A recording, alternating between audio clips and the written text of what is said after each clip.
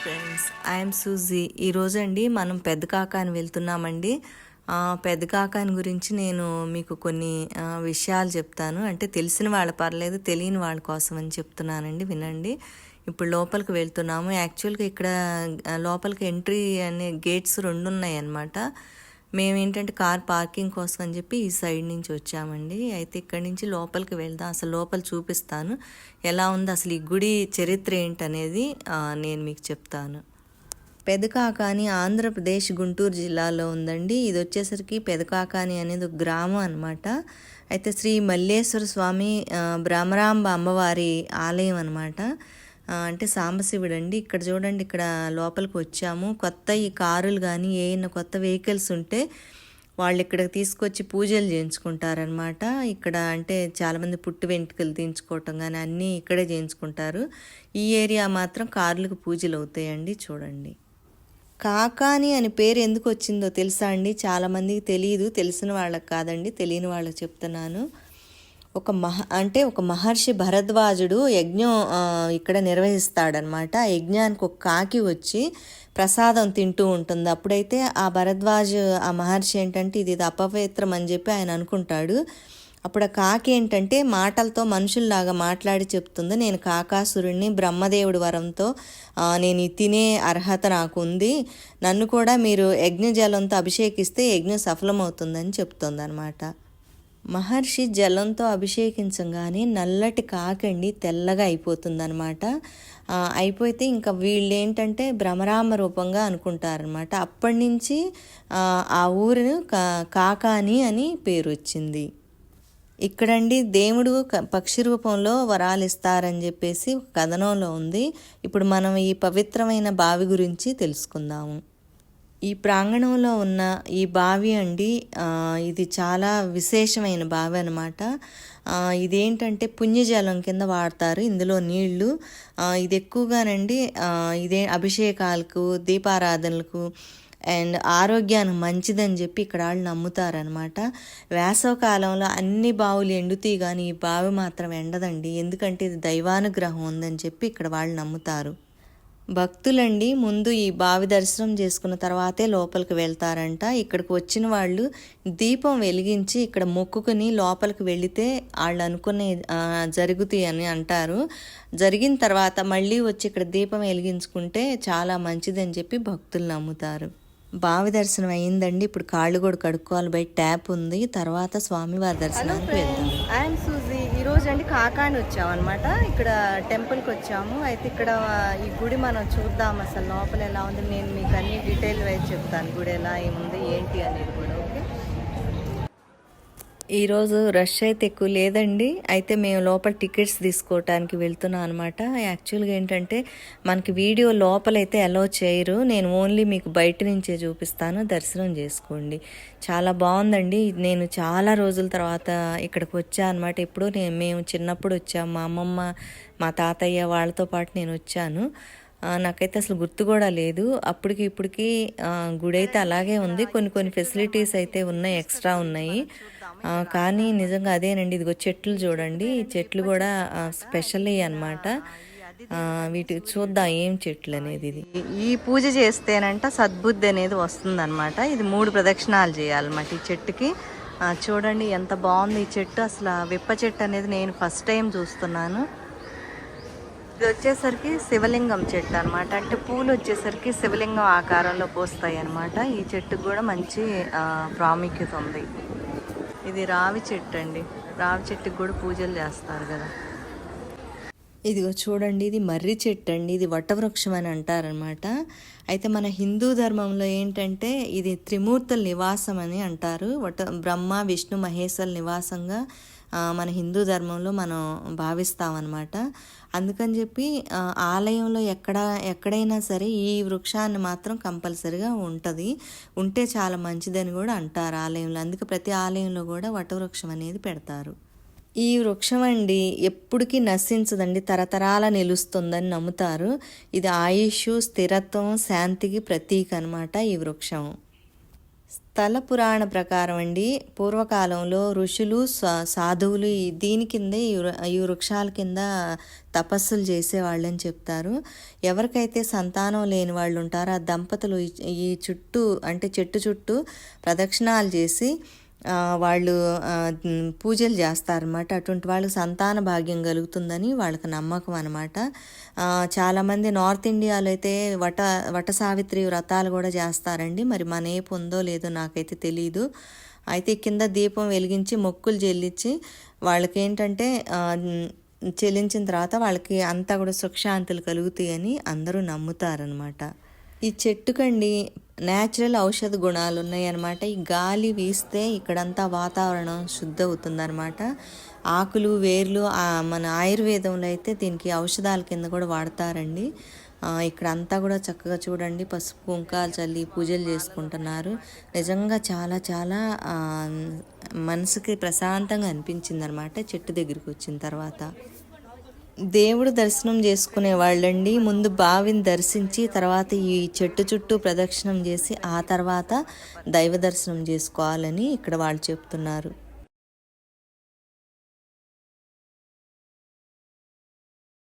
ఎప్పుడైనా గుడి బాగా రష్గా ఉన్నప్పుడు అండి తీర్థం మీరు లోపల దొరకకపోతే ఇక్కడ కూడా తీసుకోవచ్చండి. ఇక్కడ అన్నీ కూడా బయటికి స్వామివారి అభిషేకం చేసిన ఇవన్నీ కూడా పాలు కానీ అవన్నీ ఇటు నుంచే వస్తాయన్నమాట. ఇక్కడ శనీశ్వర స్వామి విగ్రహం ఉంది, ఆయనకి దండం పెట్టుకొని ఆయన పర్మిషన్ తీసుకున్న తర్వాత మనం ఇక్కడ తీర్థాన్ని సేవించవచ్చు అనమాట. ఇక్కడ రాసి ఉంది ఇలా అని చెప్పి. ఇక్కడ మీరు ఇటు నుంచి కూడా అంటే మనకి యాతన లేదు, చక్కగా ఇక్కడ చూడండి అన్నీ కూడా దీపాలు పెట్టారండి. అన్నీ అంటే ఏ టైంలో కార్తీక మాసంలో బాగా పూజలు జరుగుతాయి కాబట్టి ఆ టైంలో అన్నీ వెలిగిస్తారట్టుకుంటా. ఎంత అందంగా ఉందో చూడండి. ఇదిగో చూడండి, ఇక్కడి నుంచి శిఖర దర్శనం అండి. ఇక్కడి నుంచి మీరు చేసుకుని శిఖర దర్శనం చేసుకోవచ్చు. చాలా బాగుంది, కింద నుంచి అట్లా పైకి చూడటానికి ఎంత అందంగా ఉందో చూడండి. చతుర్వేది మండపం అనమాట. ఇక్కడ ఏంటంటే కళ్యాణం చేస్తారు. ఇక్కడ చూడండి, ఋగ్వేదం, యజుర్వేదం, సామవేదం, అధర్వ వేదం అనేసి రాసి ఉన్నాయి. స్వామివారి కళ్యాణం చేస్తారు. ఇక చూడండి, ఇది యాగశాల మండపం అనమాట. ఇక్కడ ఏంటంటే హోమాలు అన్నీ చేస్తూ ఉంటారు. ఇదంతా కూడాను ఎంత అద్భుతంగా ఉందో చూడండి. అది గట్టేమో బ్లాక్ కలర్లో ఉంది చూసారా, అదేమో నవగ్రహాలు అనమాట అవన్నీ. ఇది కళ్యాణ మండపం అండి. ఇక్కడ పెళ్ళిళ్ళు చేసుకోవటానికి అది చాలా బాగుందన్నమాట. అంటే ఈ గుళ్ళోనే అన్నీ పెట్టారు. కళ్యాణ మండపం కాక ఇంకా ఇక్కడ ఉండటానికి రూమ్స్ అవి కూడా ఉంటాయి అన్నమాట. మీరు ఆన్లైన్ అయినా బుక్ చేసుకోవచ్చు, వచ్చిన తర్వాత కూడా మీరు ఇక్కడ బుకింగ్ చేసుకోవచ్చు అనమాట. ఇక్కడండి మేము చిన్నప్పుడు ఎక్కువగా వస్తూ ఉండేవాళ్ళం, మా అమ్మమ్మ తాతయ్య వాళ్ళతో పాటు. చాలా అదొక రకమైన సందడిగా ఉండేది. ఇక్కడ ఏంటంటే సోది అనేది ఒకటి చాలా వింతగా ఉంటుందన్నమాట. వాళ్ళు అంటే చేతులు ఆస్ట్రాలజీ టైప్ అనమాట, వాళ్ళు చెప్తూ ఉంటారు. వాళ్ళు ఎక్కడున్నారు అది కూడా చూసి నేను మీకు చూపిస్తాను అసలు వాళ్ళని కూడా. ఇప్పుడు మనం సుబ్రహ్మణ్య స్వామి గుడికి వెళ్తున్నామండి, లోపల చూద్దాం పదండి.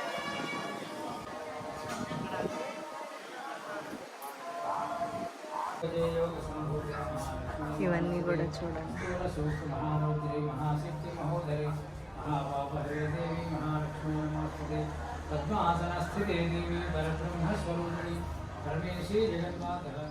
ఇప్పుడండి గుడి గురించి వివరాలన్నీ పూజారి గారి నోటి ద్వారా మనం విందాము. నేను ఇక్కడ వెళ్ళి దేవసేనాస్వామి సుబ్రహ్మణ్యేశ్వర స్వామి గుళ్ళో అర్చక స్వామిని. ఎన్ని ఏళ్ళ నుంచి చేస్తున్నారు? మెయిన్ గుళ్ళో దాదాపు 21 years నుంచి ఉన్నాను. ఈ గుడి ఈ మధ్య నిర్మించారు. ఇక్కడ నిర్మించినాక ఇక్కడ అర్చకుడిగా నన్ను నియమించారు. ప్రస్తుతం ఇక్కడ స్వామివారి సేవలో ఉన్నాను. నమస్తే అండి. మాకు ఇప్పుడండి ఈ గుడి గురించి కొంచెం వివరంగా చెప్పండి. ముఖ్యమైన విశేషం క్షేత్ర మహాత్మ్యం ఏంటంటే ఒకనొకప్పుడు అంటే కలియుగ ప్రారంభ సమయంలో సప్త మహర్షులు అంటే భరద్వాజ మహర్షి గారు, ఆయన యొక్క శిష్య బృందం వాళ్ళందరూ 7 మంది మహర్షులకి ఈ శ్రీశైల మల్లికార్జున స్వామి సాక్షాత్కారం ఆయన చెప్పారు స్వయంగా. నేను ఇంకొక చోట వెలిసి ఉన్నాను, అది మీరు వెళ్ళి అక్కడ కనిపెట్టి అక్కడ నేనున్నాను, నా అంశ శ్రీశైలం మల్లికార్జున స్వామి అంశాలు కానీ ఆయన గారే స్వయంగా చెప్పినట్టుగా భరద్వాజ మహర్షి గారి ఆధ్వర్యంలో వారు తెలుసుకొని ఆయన పరమేశ్వరుడు యొక్క ఆజ్ఞానుసారం ఇక్కడికి వచ్చి కనిపెట్టి ఇప్పుడు మనం చూస్తున్నటువంటి మూల విరాట్ స్వామివారిని బయటికి తీశారండి. ఆ యొక్క ప్లేస్లో పానుగట్టంతో సహా స్వామివారు అదే ప్లేస్లో ఉన్నారు. అప్పుడు వాళ్ళు తీసి అక్కడ ప్రతిష్ఠించి స్వామివారిని చక్కగా ఆ కార్యక్రమాలన్నీ చేసినప్పుడు వాళ్ళు యజ్ఞయాగాదులు నిర్వహిస్తున్న సమయంలో ఒక కాకి వచ్చి అక్కడ ఆహుతులు వేస్తారు ఆ యొక్క హోమంలో. అక్కడ డిస్టర్బ్ చేస్తూ ఉందంట, పని ఆటంకం కలిగిస్తుంది. అప్పుడు ఆయన గారు భరద్వాజ మహర్షి గారు తన యొక్క వాళ్ళకు ఉన్నటువంటి దివ్య దృష్టితో చూస్తే ఆయన ఒక రాక్షసుడు అని తెలిసింది.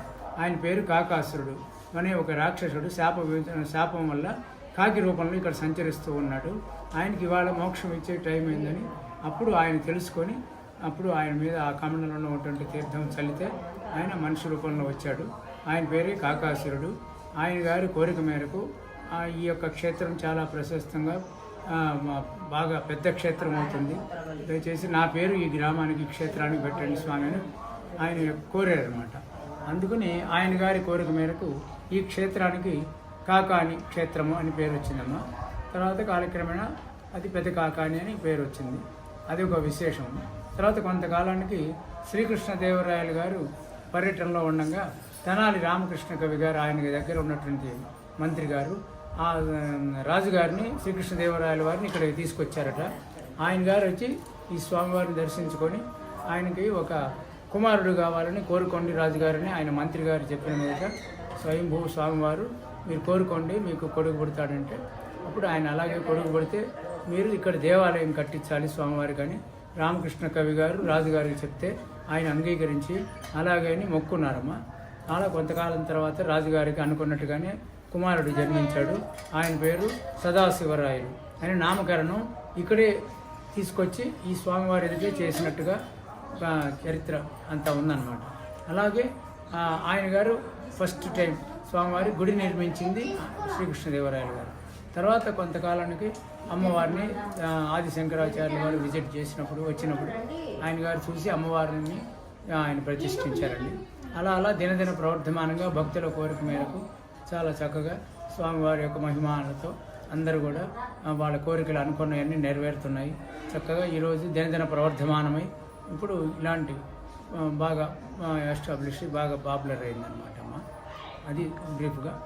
ఇంకా నేను అంత డీటెయిల్గా అంటే కాకాని స్థల పురాణం అనే పుస్తకం ఉంటుందండి, దాంట్లో ఇంకొంచెం డీటెయిల్గా ఉంటుంది. నాకు చెప్తుంది క్లుప్తంగా చెప్పాను నేను, నాకు తెలిసింది. చాలా మంచిదండి, థ్యాంక్ యూ అండి.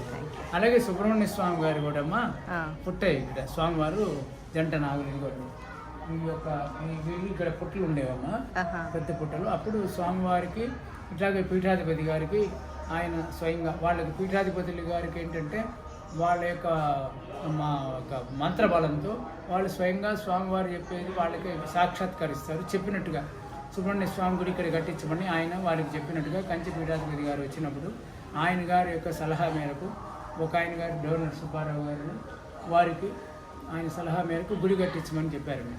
ఆయన నాగదోషాలు ఏదో ఉంటే కొంచెం ఇబ్బంది పడుతున్న సమయంలో ఆయన చెప్పినారనమాట. అప్పుడు గుడి ఆయన కొంత డొనేషన్ ఇచ్చి ఆయన నిర్మించారు. తర్వాత కాలక్రమేణా బ్రహ్మాండంగా సుబ్రహ్మణ్య స్వామి వారి మహిమాన్వితంతో చక్కగా భక్తులు మొక్కున్నవి అందరికి కూడా వాళ్ళ మొక్కుబడి కోరికలన్నీ నెరవేరుతున్నాయి. ఇక్కడ ప్రత్యేకించి ఏంటంటే సంతానం లేని వాళ్ళు, అలాగే వివాహాలు కాని వాళ్ళు, కుజదోషంతో బాధపడుతున్న వాళ్ళు, అలాగే నాగదోషం అంటే కాలసర్పదోషం అని ఉంటుందమ్మా.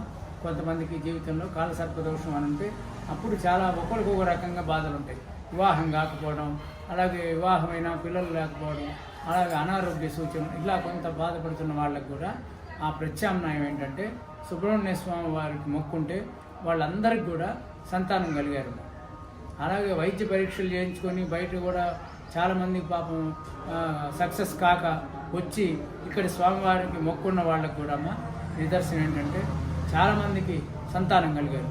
పెళ్ళైన 20 ఏళ్ళకు కూడా అలాంటి గొప్ప మహిమాన్వితుడు సుబ్రహ్మణ్య స్వామి వారు. వళ్ళీ దేవసేన, ఆమె వళ్ళీదేవి, సుబ్రహ్మణ్య స్వామి వారు దేవసేన.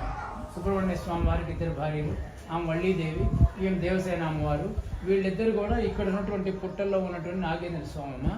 ఈ డోనర్ గారికి స్వప్నంలో అలాగే కనిపించి ఆయన నేను ఇక్కడ ఉన్నాను, ఇలాగే నన్ను ప్రతిష్ఠించనని కూడా కోరారంట. అప్పుడు ఆయన్ని తర్వాత విగ్రహ ప్రతిష్ఠ అయినాక చేశారమ్మా. అలాగే ఇప్పుడు ఇక్కడ ఉన్నాయి చూడండి ఈ విగ్రహాలు, నాగ శిల్పాలు కూడా జంటనాగు. ఇవన్నీ కూడా భక్తుల యొక్క కోరిక మేరకు వాళ్ళ మొక్కుబడి తీరినాక ఒక విశేషం.